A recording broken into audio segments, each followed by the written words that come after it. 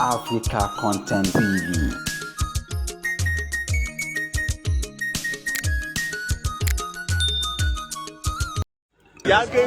Welcome to African Content TV. The eagle has landed, just touched down in Lagos, Nigeria. It's good to be home. King Dr. Saheed Osupa, Oborin, Akurede, Matagbamole #1. Obana I just arrived in Nigeria. Eku Ojulona, you fancy. Monche.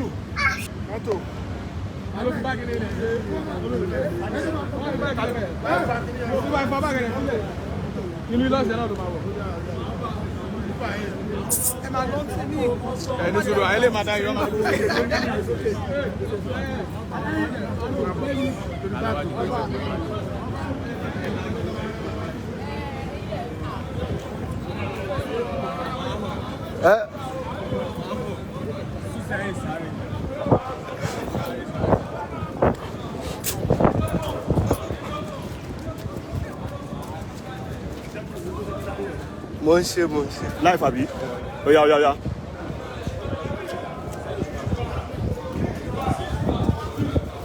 Oh, yeah, see, right.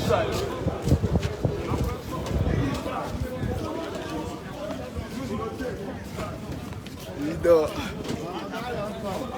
Oh, boss.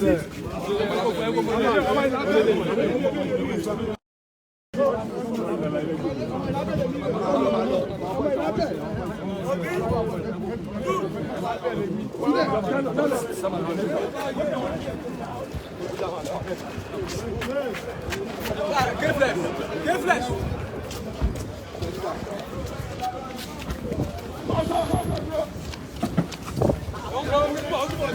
Oh yeah, boss, that is it. Yeah. Ah, man. Oh yeah, man.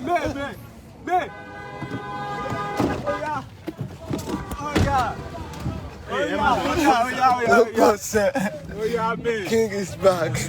Oh no. Kilo send. Let's go. Come.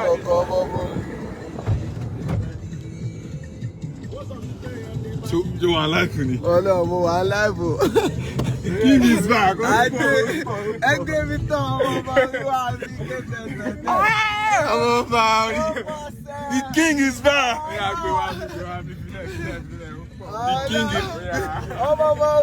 king is back.